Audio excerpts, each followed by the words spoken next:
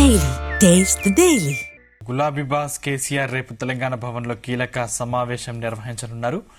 తెలంగాణ భవన్లో జరిగే BRS LP రాష్ట్ర కార్యవర్గ సంయుక్త సమావేశంలోనూ భవిష్యత్తు కార్యాచరణను కేసీఆర్ ప్రకటించబోతున్నారు. అయితే ఈ సమావేశానికి ఫిరాయింపు ఎమ్మెల్యేలు 10 మంది హాజరవుతారా లేదన్నది ఉత్కంఠ రేపుతోంది. ఇటీవలే స్పీకర్ 9 మంది ఫిరాయింపు ఎమ్మెల్యేలకు క్లీన్ చిట్ ఇచ్చారు. వారు పార్టీ మారినట్లు ఆధారాలు లేవన్నారు. అటు కడియం శ్రీహరి సైతం తాను బీఆర్ఎస్లోనే ఉన్నానన్నారు. ఈ నేపథ్యంలో 10 మంది ఎమ్మెల్యేలు తెలంగాణ భవన్కు వస్తారా లేదా అన్న చర్చ జరుగుతుంది.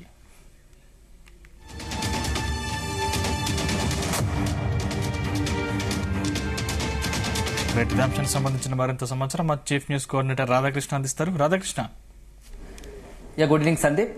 రేపు ఆదివారము తెలంగాణ భవన్లో 21st సంబంధించి బీఆర్ఎస్ అధినేత మాజీ ముఖ్యమంత్రి కేసీఆర్ అధ్యక్షతన రేపు అత్యంత కీలకమైన సమావేశం తెలంగాణ భవన్లో జరగబోతోంది. ఈ సమావేశానికి మొత్తంగా రాష్ట్ర కార్యవర్గంతో పాటు ఎల్పీలకు బీఆర్ఎస్ పార్టీకి సంబంధించిన ఎమ్మెల్యేలందరికీ కూడా ఆహ్వానం పలికారు. సో చాలా ఈ ఇంపార్టెంట్ మీటింగ్ అని చెప్పవచ్చు. సుమారు 20 నెలల తర్వాత బీఆర్ఎస్ అధినేత తెలంగాణ భవన్కు వస్తుండడం, అందులోనూ ఇటీవల కాలంలో అనేకమైనటువంటి రాజకీయ అంశాలు పరిణామాలు చోటు చేసుకున్న సంగతి తెలిసిందే. సో జూబ్లీహిల్స్ ఉప ఎన్నికల ఓటమి, ఆ తర్వాత ఇతరత్ర ఇప్పుడు గ్రామ పంచాయతీ సర్పంచ్ ఎన్నికలు ముగిశాయి.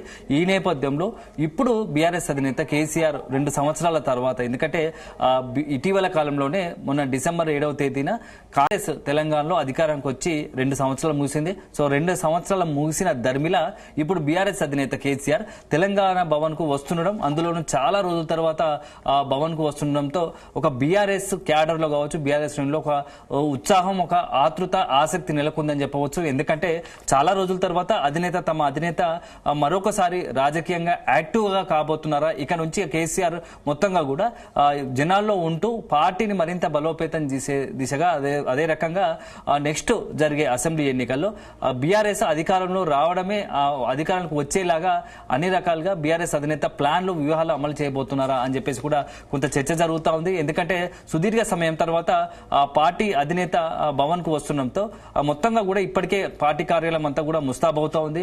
ఇప్పటికే మనం కాసేపటి క్రితమే చూసాము, ఎర్రవల్లి ఫామ్ హౌస్ నుంచి అధినేత బీఆర్ఎస్ కేసీఆర్ నందినగర్ చేరుకున్నారు. సో నందినగర్ చేరుకున్న కేసీఆర్ ఈ రోజు అక్కడ మొత్తం పార్టీ అందుబాటులో ఉన్నటువంటి పార్టీ నాయకులతో సాయంత్రం భేటీ అవుతున్నట్టుగా తెలుస్తుంది. ఆ తర్వాత రేపు మొత్తంగా కూడా రాష్ట్ర కార్యవర్గం సంబంధించి మొత్తం పార్టీకి సంబంధించిన కార్యవర్గంతో పాటుగా ఎల్పీ భేటీ నిర్వహించబోతున్నారు. సో ప్రధాన ఎజెండా వచ్చేసి రాష్ట్రంలో తెలంగాణకు అత్యంత చాలా ప్రాధాన్యతమైన అంశము జలాల విషయం. ఎప్పటి నుంచో, ఎందుకంటే తెలంగాణ ఉద్యమం నుంచే బీఆర్ఎస్ ఉద్యమం మొదలుపెట్టి టీఆర్ఎస్ ఉద్యమం మొదలుపెట్టింది నీళ్లు, నిధులు, నియామకాలు. కాబట్టి అందులోని చాలా అత్యంత ప్రధానమైనది అంటే మెజార్టీ తెలంగాణలో, ఎందుకంటే రైతాంగం ఎక్కువ ఉంటారు. సో రైతులకు బెనిఫిట్ అయ్యేలా సాగునీటి ప్రాజెక్టు ఎజెండాగానే గతంలో తమ ప్రాజెక్టులు తమకు దక్కాలి, తమ నీళ్లు తమకు దక్కాలనే ఒక ఎజెండాతో ఉద్యమం గతంలో బీఆర్ఎస్ చేసిన పరిస్థితి ఉంది. సో ఈ నేపథ్యంలో ఇప్పుడు తాజాగా మరొకసారి అదే ఒక ఎజెండాతో, నీళ్లు సంబంధించి ఎజెండాతోనే, ఎందుకంటే కృష్ణా గోదావరి జిల్లాలకు సంబంధించి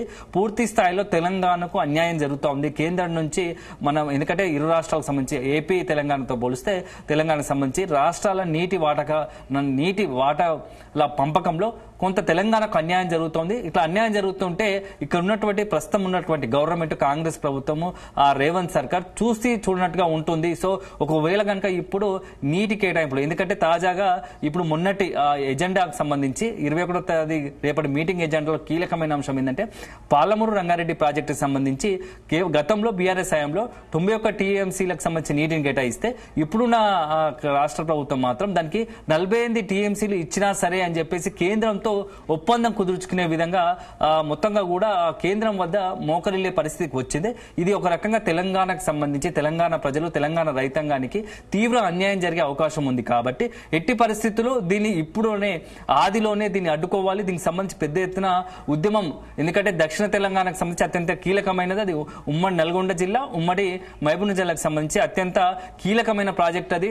ఎందుకంటే రైతాంగ 2 జిల్లాల, ఉమ్మడి జిల్లాలకు సంబంధించిన రైతాంగానికి అది అక్కడ ఉన్నటువంటి ఏకైక అవకాశం కాబట్టి సాగునీటికి సంబంధించి ప్రాజెక్టు పెద్ద ఎత్తున దాని మీదే ఆధారపడి ఉంటుంది కాబట్టి రైతాంగ వ్యవసాయం అంతా కూడా. సో అట్లాంటి ప్రాజెక్టు కనుక మనం ఇప్పుడు కనుక మెత్తబడితే కేంద్రం వద్ద మోకరిల్తే ఇక భవిష్యత్తులో మరింత కష్టాలు తెలంగాణ రైతాంగానికి మరింత ఇబ్బందులు వస్తాయి. సో కాబట్టి ఇది సరైన తరుణము. ఒక వైపేమో రాజకీయంగా కూడా 2 సంవత్సరాల పాటు గతంలో ఏదైతే బీఆర్ఎస్ కాంగ్రెస్ ప్రభుత్వం అధికారంలోకి వచ్చిన కొత్తలా సీఎం రేవంత్ రెడ్డి సీఎం అయ్యాక ఇప్పుడే వెంటబడి కాంగ్రెస్ పైన వెంటనే కాంగ్రెస్ పైన ఆరోపణలు విమర్శలు చేయడం సహేతుకం కాదు. కనీసం 2 సంవత్సరాల సమయం ఇస్తే ఆ 2 సంవత్సరాల కాలంలో ఆ కాంగ్రెస్ ప్రభుత్వం చేసినటువంటి పథకాలు ఏదైతే ఉంటాయో ఆ కాంగ్రెస్ ప్రభుత్వం పనితీరుపై మనం ఒక అంచనాకు వచ్చి అప్పుడు మనము ఈ యొక్క ప్రభుత్వంపై ఎలాంటి నిర్ణయం తీసుకోవాలి, ఎలా ముందు వ్యూహాత్మకంగా అడుగులు వేయాలి రాజకీయంగా, అదేవిధంగా ప్రజలను సంబంధించి ఎలాంటి ఒకవేళ కాంగ్రెస్ ప్రభుత్వం కనుక ప్రజా వ్యతిరేక నిర్ణయాలు తీసుకుంటే దానికి అనుగుణంగానే ప్రజా ఆందోళన నిర్వహించాలి. ప్రజలను కూడా తమ పార్టీ చేసే ఆందోళనలో భాగస్వామ్యం చేసే విధంగా మన యొక్క రాజకీయంగా వ్యూహాత్మక అడుగులు ఉండాలి తప్ప వెంటనే కాంగ్రెస్ పార్టీపై విమర్శలు ఆరోపణలు చేస్తే అది అల్టిమేట్ గా మనకే నష్టం జరుగుతుందని చెప్పేసి చెప్పుకుంటూ వచ్చినటువంటి కేసీఆర్. సో కేసీఆర్ చెప్పినట్టుగా 2 సంవత్సరాల కాలం ముగిసింది. సో దీంతోనే ఆయన అన్నట్టుగానే 2 సంవత్సరాల తర్వాత ఇప్పుడు మరొకసారి పెద్ద ఎజెండాతో, ఎందుకంటే జలాల గత 2 ఏళ్లలో దాదాపు రజతోత్సవ సభలు లాంటి చిన్న కార్యక్రమాలకు హాజరైనటువంటి కేసీఆర్ అంటే బయటికి రావాలని ఇప్పటికీ కూడా అధికార పక్షం కోరుకుంటున్న పరిస్థితి మనం చూస్తూ ఉన్నాం. అంటే ఈ రాకతో బీఆర్ఎస్ నేతలకు మళ్ళీ యాక్టివ్ గా ఉన్నానని చెప్పే సంకేతం ఏమైనా ఇస్తున్నారు కేసీఆర్? అంటే సందీప్, ఇటీవల మనం కొన్ని పరిణామాలు చోటు చేసుకున్న సంగతి తెలిసిందే.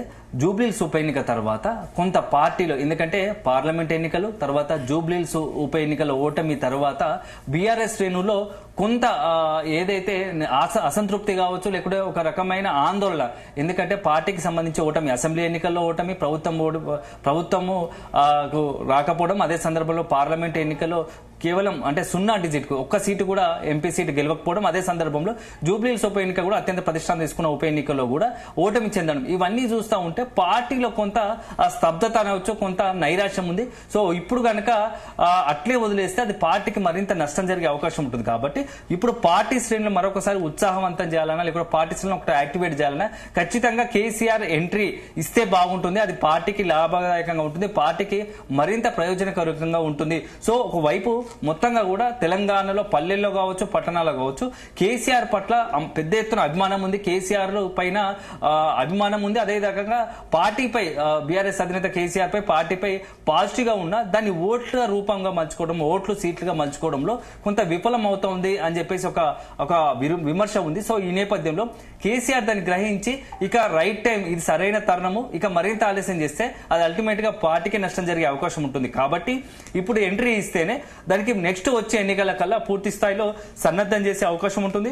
అందులోనూ ఇప్పుడున్న దాంట్లో అత్యంత కీలకమైనది ఏంటంటే మున్సిపల్ ఎన్నికలు రాబోతున్నాయి అర్బన్ లో. సో రీసెంట్ గానే ఇంకా సర్పంచ్ ఎన్నికలు మూసాయి, అవి పార్టీ గుర్తుపై జరగకుండా సో వాటికి చాలా ప్రాధాన్యత ఇచ్చారు. ఇక నెక్స్ట్ దాంట్లో భాగంగానే త్వరలోనే ఎంపీటీసీ జెడ్పీటీసీ ఎన్నికలు జరగబోతున్నాయి. ఇవి అత్యంత చాలా ప్రతిష్టాత్మకంగా తీసుకుంటున్నాయి అన్ని రాజకీయ పార్టీలు, అందులోనూ ఇవి పార్టీ గుర్తుపైన జరిగే ఎన్నికలు కాబట్టి ఆ విషయంలో ముందే గ్రహించినటువంటి కేసీఆర్ ఒకవైపు ఎంపీటీసీ జెడ్పీటీసీ ఎన్నికలతో పాటు భవిష్యత్తులో జరిగే మున్సిపల్, అందులోనూ ఇంకా అత్యంత కీలకమైనటువంటి జీహెచ్ఎంసీ ఎన్నికల్లో కూడా ఖచ్చితంగా పట్టు సాధించాలి. ఎందుకంటే ఈ ఎన్నికల్లో గనక ఒకసారి బీఆర్ఎస్ మంచి పర్ఫార్మెన్స్ ఇస్తే, మంచి ఫలితాలు పొందితే అల్టిమేట్ గా భవిష్యత్తులో మొత్తంగా బీఆర్ఎస్ కు మంచిగా ఫలితాలు వచ్చే అవకాశం ఉందని చెప్పేసి కేసీఆర్ భావిస్తున్నట్టుగా తెలుస్తోంది. దాంట్లో భాగంగా ఇప్పుడున్న పరిస్థితుల్లో ఒకసారి సమావేశం బట్టి పార్టీ క్యాడర్ ను ఇప్పటి వరకు 2 సంవత్సరాల కాలంలో కాంగ్రెస్ ప్రభుత్వం తీసుకున్న నిర్ణయాలపైన ఒకసారి మొత్తం సమీక్షించి ఏ అంశం పైన ఏ ఎజెండాతో ముందుకెళ్లాలి, ప్రజల్లోకి వెళ్ళాలి, సో ప్రజల నుంచి ఎట్లాంటి దాంట్లో మేజర్ గా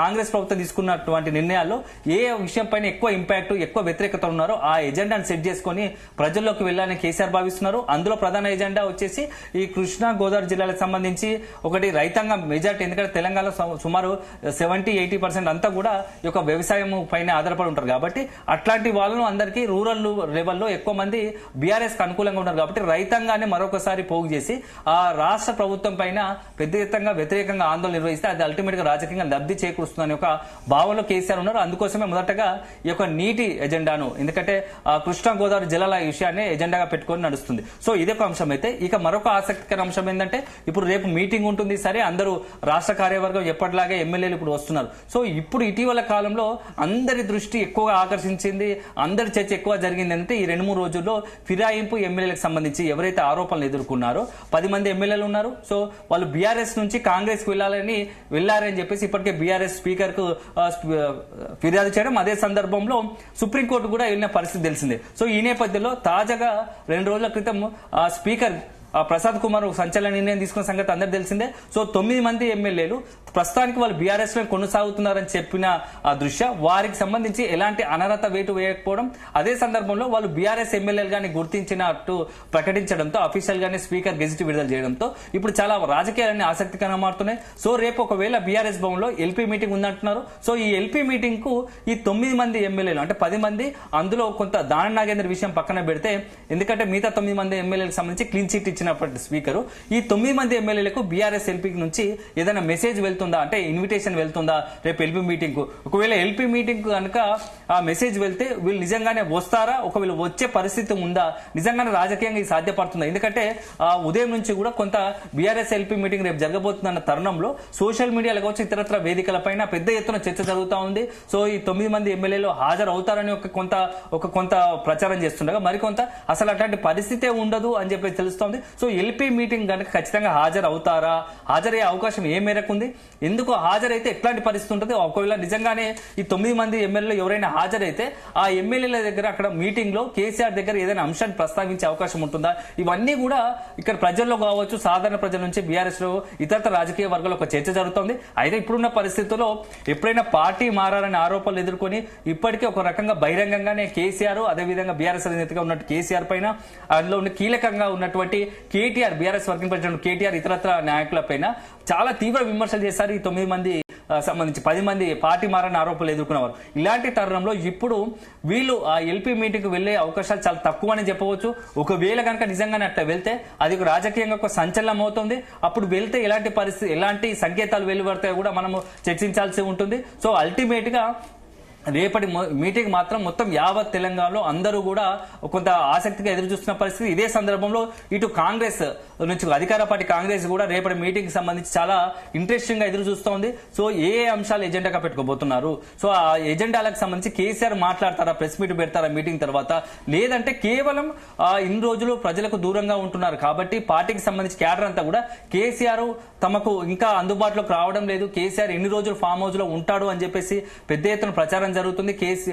క్యాడర్ లో కూడా కొంత అసంతృప్తి ఉన్న నేపథ్యంలో వాళ్ళందరినీ కూడా కొంత సాటిస్ఫై పరచడానికి, సంతృప్తి పరచడానికి రేపు మీటింగ్ పెట్టి ఆ మీటింగ్ లో కొంత ఎజెండా సెట్ చేసి మళ్ళీ ఒకసారి కేటీఆర్, హరీష్ రావులకే పూర్తి స్థాయిలో నెక్స్ట్ సంబంధించిన పార్టీ నిర్వహించే కార్యక్రమాలను అప్పచెప్తారా అనేది కూడా ఒక చర్చ ఉంది. సో అల్టిమేట్ గా ఇప్పుడు ఒకవేళ కనుక ఎందుకంటే ఇప్పుడు మంత్ ఎండింగ్ లో ఈ నెల చివరాఖరణ అసెంబ్లీ సమావేశాలు కూడా నిర్వహించే అవకాశం ఉన్నట్టుగా తెలుస్తోంది. ఎందుకంటే రీసెంట్ గా ప్రెస్ మీట్ పెట్టినటువంటి సీఎం రేవంత్ రెడ్డి త్వరలోనే అసెంబ్లీ సమావేశాలు నిర్వహిస్తామని చెప్తున్నారు. ఆ అసెంబ్లీ సమావేశాల్లో ముఖ్యంగా అత్యంత కీలకమైనటువంటి రాష్ట్రంలో ఇటీవల పెద్ద సెన్సేషనల్ గా సంచలనంగా మారినటువంటి అన్ని రాజకీయ పార్టీలకు చాలా కీలకమైనటువంటి బీసీలకు 40% రిజర్వేషన్ బిల్లు పైన చర్చించే అవకాశాలు ఉన్నాయని చెప్తున్నాడు. సో ఎంపీటీసీ, జెడ్పీటీసీ, అదేవిధంగా మున్సిపల్ ఎన్నికలు ఎప్పుడు నిర్వహించాలో సమావేశాల్లో నిర్వహిస్తామని చెప్తున్న పరిస్థితి ఉంది. సో దీంతో పాటుగా జీహెచ్ఎంసీకి సంబంధించిన డివిజన్ల విషయంలో ఈ అసెంబ్లీ సమావేశాలు చర్చించే అవకాశం ఉన్నట్టు తెలుస్తుంది. సో ఇట్లాంటి తరుణంలో ఇంత కీలకమైన అంశాలు జరుగుతున్న తరుణంలో రేపు కేసీఆర్ కనుక ఈ రోజు మీటింగ్ తర్వాత అసెంబ్లీ సమావేశాలకు కూడా వస్తాడా రావడానికి కూడా చర్చ జరిగే అవకాశం ఉంటుంది. ఎందుకంటే వన్స్ పొలిటికల్ గా ఈ రేపటి సమావేశంతో కేసీఆర్ కనుక క్రియాశీలకంగా పూర్తి స్థాయిలో యాక్టివ్ కనుక అయితే అప్పుడు ఖచ్చితంగా అసెంబ్లీ సమావేశాలకు కనుక హాజరైతే తెలంగాణలో ఒక సంచలనము మొత్తం కూడా అసెంబ్లీలో చాలా హాట్ గా కొనసాగే అవకాశం ఉంది. కానీ అసెంబ్లీకి ఎంత మేరకు హాజరవుతా అవకాశాలు ఉన్నాయి అనేది మాత్రం మనం చూడాలి.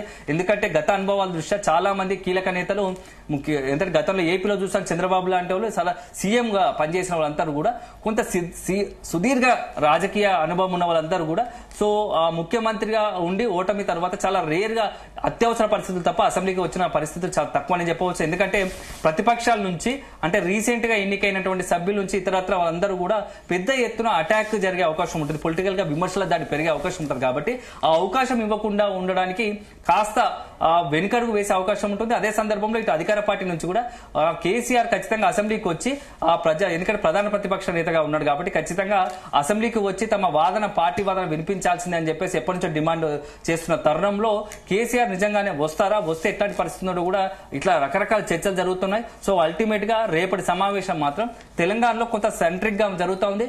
ఒకవైపు బీఆర్ఎస్ క్యాడర్ ఎంత ఆసక్తిగా ఎదురు చూస్తుందో అదే సందర్భంలో ఇటు కాంగ్రెస్ పార్టీ అధికార కాంగ్రెస్ తో పాటు బీజేపీ ఇతరత్ర రాజకీయ పక్షాలు కూడా చాలా ఆసక్తిగా గమనిస్తున్నాయి. ఎందుకంటే ఇటీవల కాలంలో రేవంత్ సర్కార్ తీసుకుంటున్న నిర్ణయాలపైన ఇటు కొంత బీఆర్ఎస్ నుంచి అదేవిధంగా బీజేపీ నుంచి ఇతరత్ర పక్షాల నుంచి కొంత వ్యతిరేకత వస్తున్న నేపథ్యంలో రేవంత్ రెడ్డి ఎలాంటి నిర్ణయం తీసుకోబోతున్నాడు, అదే సందర్భంలో మొత్తంగా కూడా రేపటి మీటింగ్ లో ఏమేమి చర్చించబోతున్నాడు అనేది మాత్రం మన ఆసక్తిగా అందరూ ఎదురు చూస్తున్నారని చెప్పవచ్చు. Sandeep, thank you Radhakrishna.